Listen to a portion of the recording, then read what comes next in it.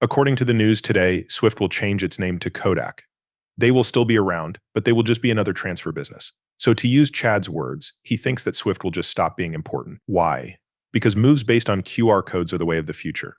It's the future to have two-way messaging platforms. XRP and Ripple are the way of the future. As of this writing, these kinds of changes are happening all over the world. The Cashless Promotion Council in Japan speeds up the integration project right now. Their job is to make a single payment system that connects both domestic and foreign QR code services. People are really excited about this, and the system should be ready by 2024, which is a year before the actual start of the integrated payment scheme. And these kinds of changes will make Swift useless. This is also possible because Ripple has teamed up with Trilango and SBI Holding, which shows that Ripple will replace Swift as the new global message system. XRP will be the best currency for settlement in Asia from east to west and around the world. With this in mind, we have a huge chat with Ali G, Compliance of 24 Hours Crypto. The CEO of Ripple, Brad Garlinghouse, is talking and arguing with the CEO of Swift, Godfrey Lebrand. Pay close attention. This isn't really a different argument because I believe there are two important points to make.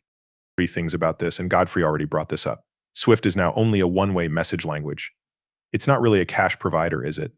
It's a Swift message partner that lets banks lend money. You could say that an internet of value is a mix of two-way email systems that work in real time, like a chatty protocol, and real-time liquidity.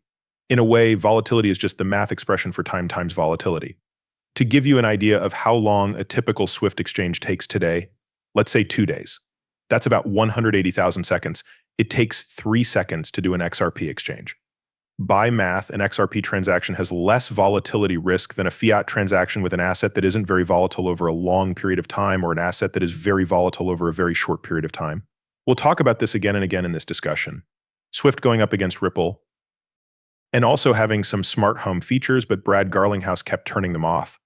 There's no doubt that Godfrey Lebrand, CEO of Swift, doesn't like Ripple. They were even kicked out of the Cybers conference because you could tell. It took place in 2016. Here in Singapore. So some of our people were also there, and everyone was at Ripple in Cybers. So Swift looked at this and thought, what the hell but the next year? Because of this, we have rules for the banking sector.